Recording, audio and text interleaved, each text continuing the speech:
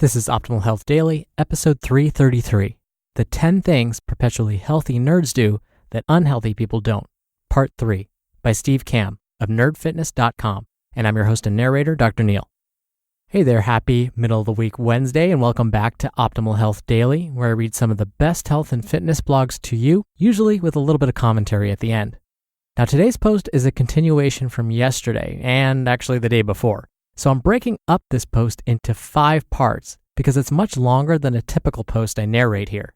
So if you're new to the show, definitely check out episode 331 to start from the beginning. Now, normally I answer your questions most Fridays, but this Friday is an exception since this is a special week-long post. But almost all other Fridays I answer your questions. Now, you can send in your own question at oldpodcast.com. If you do, you'll be entered into small special raffles to win books from us.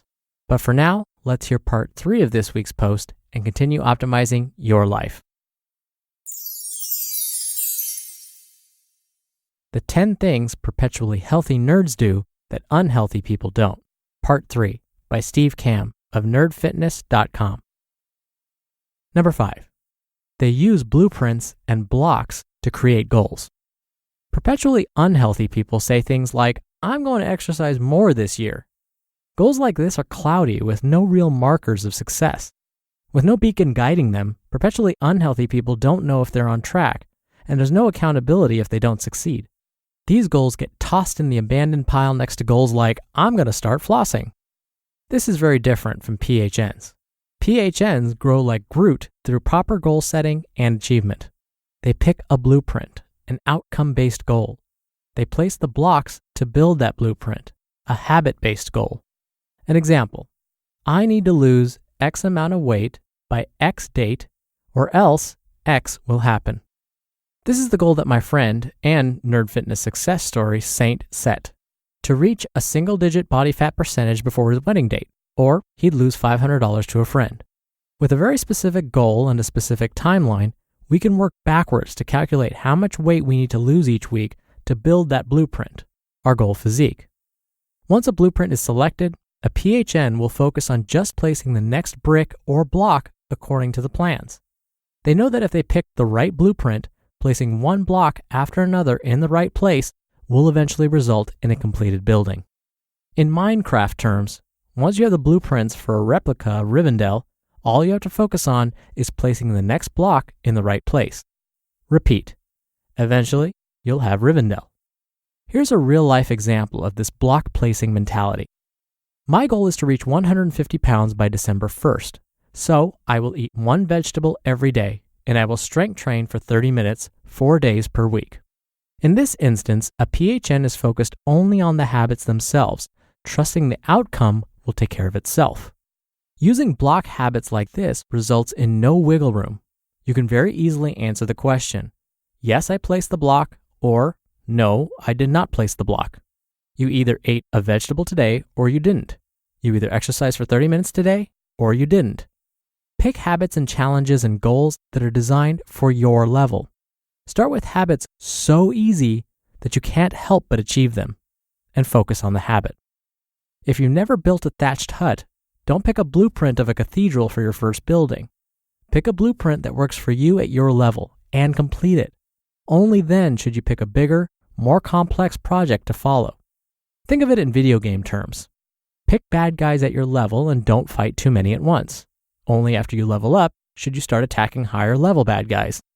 And if you manage to actually slay a dragon, go find a bigger one. Number 6, they don't have to exercise. They get to. Unhealthy people treat exercise as a miserable means to an end. I'll exercise until I reach my goal weight, and then I can stop this exercise stuff and go back to what I was doing before. Temporary changes, miserable strategy, temporary results. Sound familiar? They run on a treadmill because they think they should, but they hate it, and they never want to go back.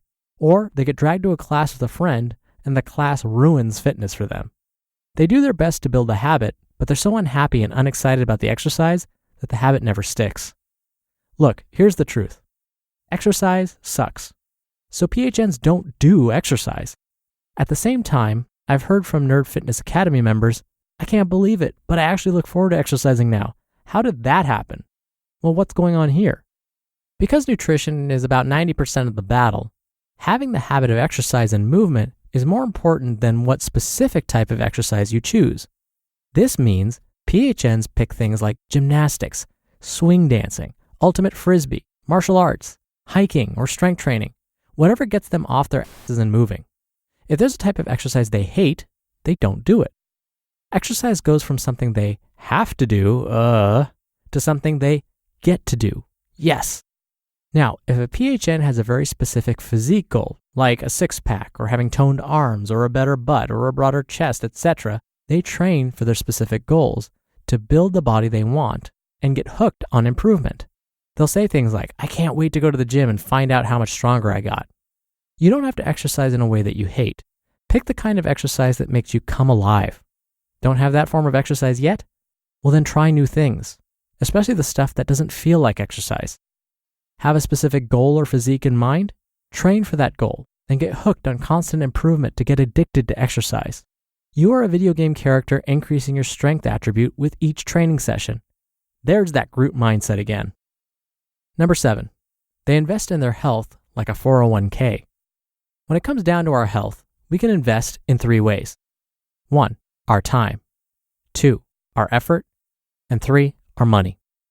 Perpetually healthy nerds know this and prioritize accordingly. They know investing in their health is the best decision they can make, so they decide what's the correct balance of time, effort, and money to use for that investment. Let's do an investment analogy. Some people love spending 50 hours a week pouring through company statements to find value and going all in on picking individual stocks. For others, they might instead choose passively managed index funds and pay a small fee to not have to think about it. Or they hire a financial advisor, a fiduciary, not your dad's friend who has a hunch, with a time-tested track record to advise and guide them. Either way, the best investors, guys like Warren Buffett, advise time-tested, long-term thinking with buy and hold strategies rather than chasing get-rich-quick schemes. Your health is an investment just like your net worth. If you want to devote your effort and time to building your own workouts, crafting your own meal plans, and keeping yourself accountable, that's awesome. I did this for myself for years.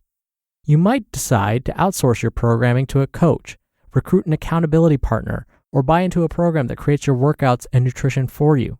Either way, this is a multi-year process that requires discipline.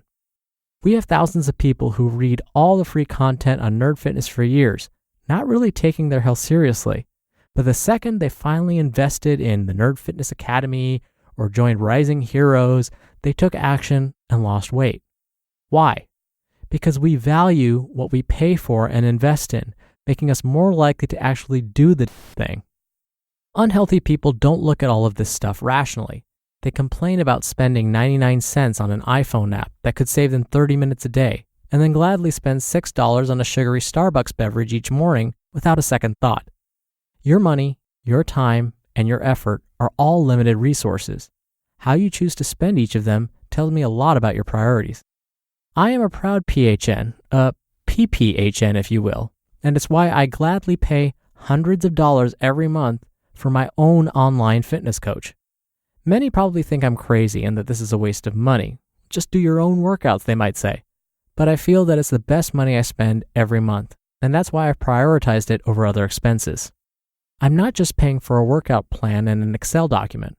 I'm paying for accountability from somebody who is checking in on me, expertise from a trained professional who can spot my weaknesses, and the knowledge that I'll actually do the workout because I'm spending my hard-earned money on it. I'm also saving hundreds of hours and years of expertise because I'm buying those things from a pro. It just happens to also come with a workout and nutrition plan to follow. To be continued. You just listened to part 3 of the post titled, The 10 Things Perpetually Healthy Nerds Do That Unhealthy People Don't, by Steve Kamb of nerdfitness.com. Over the weekend, some friends and I went out paddleboarding in a harbor at night. It was really cool because the bottom of the paddleboards lit up, and so you could see the water beneath you. It was a full moon, the water was calm, and each time I paddled, I could hear the water swishing past my oar and my board sliding across the surface of the water. It became meditative. I got used to that sound. My mind started to wander, and I felt at peace. Apparently, my friends felt the same way afterwards. A few of them, this was their first time paddleboarding. It was actually my first time too. We were out there for about an hour and a half, and when we got back, my friend comes running up to me and goes, "We got to go out to Costco and buy paddleboards right now. I want to do that again." Why am I sharing that story with you? Well, this friend and I found something new that we liked, a new activity that definitely wore us out. I mean, we were doing it for about an hour and a half, but yet it was an experience. It was meditative. We felt refreshed afterwards. We definitely burned calories, don't get me wrong, but it was something we enjoyed. Now, I do love the gym environment. I like going to the gym. My buddy, not so much. And so for him, this is something new that he can't wait to do again. So I completely agree when Steve said, it doesn't have to feel like exercise. Try new things, find something that you like, and you're going to be more likely to stick to it. And I loved his investment analogy. Something that patients often tell me is, well, organic produce is more expensive, or I don't want to spend the money on eating more vegetables. They're so expensive. Or I don't want to buy whole grain because it's more expensive. So I tell them honestly, you're either going to pay for more nutritious foods now, or you're going to potentially pay your medical bills later. That usually convinces them. Now, before I go, like I mentioned at the top of the show, I answer your questions right here on the podcast in special Q&A episodes. You can ask me anything related to diet and nutrition, stress management, exercise, and lots more. Just call and leave a message with your question. The phone number is 61 I love OHD. Or you can send an audio question through our site, oldpodcast.com. That's more friendly if you want to do multiple takes and hear yourself before sending it in. And by the way, don't forget, if you send in a question, you make me happy, and you're entered into special raffles to win books every month. And the next raffle is just a week away. All right, that does it for today. Have a great rest of your day. I'll see you back here on tomorrow's show, where we'll hear part 4 and where your optimal life awaits. Hello, Life Optimizer. This is Justin Malik, creator and producer of this show and Optimal Living Daily, the brother podcast of this one. Literally, I'm Dr. Neil's brother. If you like the format of this show, you'll love Optimal Living Daily too, where I also read to you from blogs, but cover other topics like personal development, finance, and minimalism from bloggers like Derek Sivers, The Minimalists, Zen Habits, and many more. So for more amazing content read to you for free, come subscribe to Optimal Living Daily too, and together we'll optimize your life. You've been listening to Optimal Health Daily. Be sure to hit the subscribe button to stay up to date on each new episode, and head to oldpodcast.com. That's oldpodcast.com for a free gift, as well as more actionable tips and resources to help you maximize your potential. Thanks for joining us, and remember, your optimal life awaits.